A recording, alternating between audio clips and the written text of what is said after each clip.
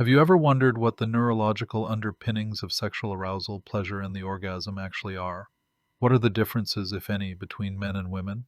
Sexual behavior, pleasure, and the orgasm are all strongly mediated by the hormones in the body, different regions of the brain and nervous system, and a variety of neurotransmitters. What regions of the brain control sexual arousal? Let's go over a brief outline of the different brain regions involved with sex. The hypothalamus. The hypothalamus regulates the release of hormones, leading to testosterone, estrogen, and prolactin, as well as stimulating the parasympathetic nervous system, the rest and digest system, to produce an erection or lubrication. Amygdala. The amygdala processes emotions like fear and sexual arousal. This almond-shaped brain region in the midbrain determines sexual orientation, desire, and many disorders of sexual function are related to the function of the amygdala. This makes intuitive sense. If someone has an elevated fear response, the relaxation needed for sexual arousal could be near unattainable. Insula and anterior cingulate cortex, ACC. These regions work together to interpret bodily sensations and produce emotional responses. This is much more active in women during arousal and sex.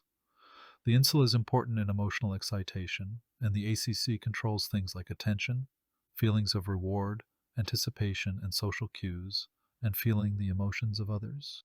Nucleus accumbens.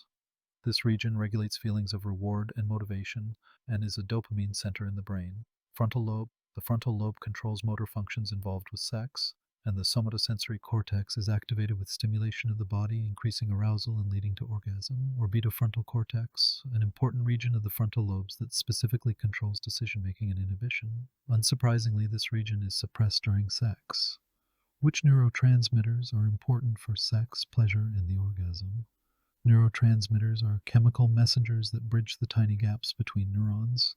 Some of these chemicals get the next neuron in the chain to fire an electrical impulse. Others make it harder for the neuron to fire. Let's go over the most important neurotransmitters involved in sex. Dopamine. This is associated with reward and pleasure, leading to motivations for sex.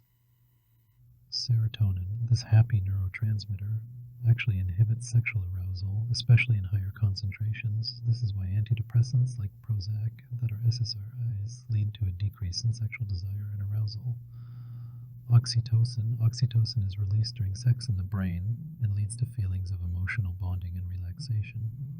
Outside the brain, in the so-called peripheral nervous system, there is a split into two competing sections: the sympathetic nervous system, called the fight-or-flight system, and the parasympathetic nervous system, called the rest and digest system. These two systems work in opposition to one another, meaning that while one is activated, the other must be deactivated. Early on during intercourse, the parasympathetic nervous system must be activated to initiate erections and lubrication.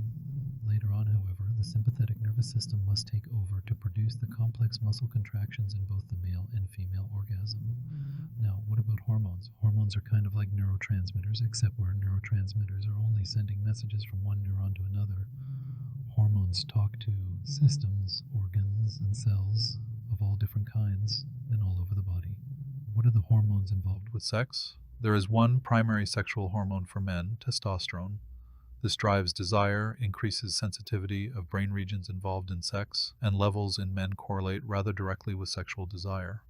In women, things get a little more complicated. Testosterone levels still affect libido, but estrogen controls genital sensitivity and lubrication. Post-orgasm, oxytocin and prolactin lead to feelings of bonding and satisfaction. On top of all this, hormone levels in women fluctuate with the ovarian cycle, unlike the relatively constant production of testosterone in men. This leads to periodic changes in sexual arousal, peaking just before ovulation. What are the neurological differences between men and women when it comes to sex, pleasure, and the orgasm? Many parts of the brain and nervous system are activated in very similar ways when both men and women are sexually aroused or reach orgasm.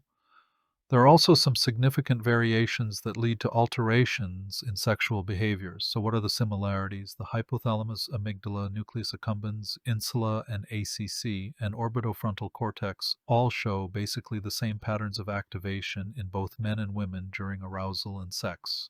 And the differences: in men, the visual center of the brain, the occipital lobe, and the hypothalamus show greater activation. This results in men being more sexually aroused by visuals than women, and there's more of a direct relationship between sexual stimulus and sexual arousal. Yet again, things get a little more complicated in women.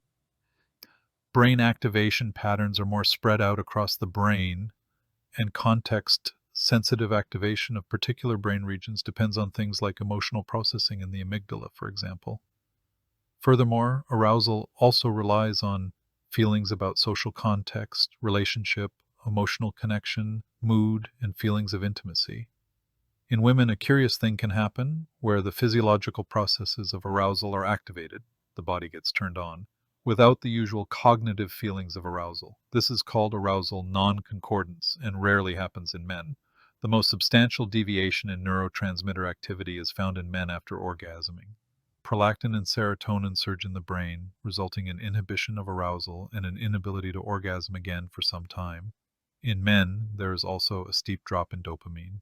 In women post-orgasm, there is a greater surge in prolactin and oxytocin, leading to stronger feelings of bonding and relaxation. The orgasm, what is the brain and nervous system doing during an orgasm? What does it look like in men and women? Patterns and duration. The male orgasm is short, 10 to 15 seconds in length, and has a strong refractory period that often completely inhibits further sexual arousal. The hypothalamus is key in controlling the activation of the sympathetic nervous system and therefore ejaculation. The brainstem also contributes to the rhythmic contractions necessary for orgasm. As mentioned earlier, the orbitofrontal cortex is also deactivated, leading to feelings of less self-awareness and a decrease in decision-making ability. Again, in men, things are relatively straightforward. There is focus on the sensations of the body, and ejaculation and climax essentially occur together. There is a constant struggle between the activation of the parasympathetic nervous system needed to initiate sexual arousal and the activation of the sympathetic nervous system needed to achieve orgasm. Dysfunction in the interplay between these systems could explain things such as inability to orgasm or premature ejaculation. Orgasms in women are longer, 15 to 20 seconds in length, and don't have much, if any, refractory period, meaning further stimulation can lead to another orgasm. Sustained activation of the nucleus accumbens, the dopamine reward center, also leads to longer orgasms. Interestingly, in the brains of women during orgasm, the amygdala and hippocampus, the memory center of the brain, show reductions in activity, meaning decreased feelings of fear, vigilance, and the salience of memories. This is a kind of letting go of emotional control during orgasm. In women, just like with arousal, the orgasm is influenced by a host of emotional factors. Feelings of intimacy, relationship quality, and mental state all play a part. Each of these can either enhance or detract from the frequency and intensity of orgasms. What about artificial ways of increasing sexual desire and arousal? A peptide has been discovered, bremelanotide, that does just this. Melanocortin receptors, involved in suppressing feelings of sexual desire and hunger, are blocked by this drug, leading to increased sexual desire and arousal in both men and women. This drug points to an exciting new avenue for people to regain feelings of arousal and desire that may have, for one reason or another, been dormant in them or only but a whisper. I hope you've enjoyed this exploration of sex and the brain. Now you have a deeper understanding of how the brain, body, and nervous system come together to create some of the most powerful and intimate experiences in a person's life.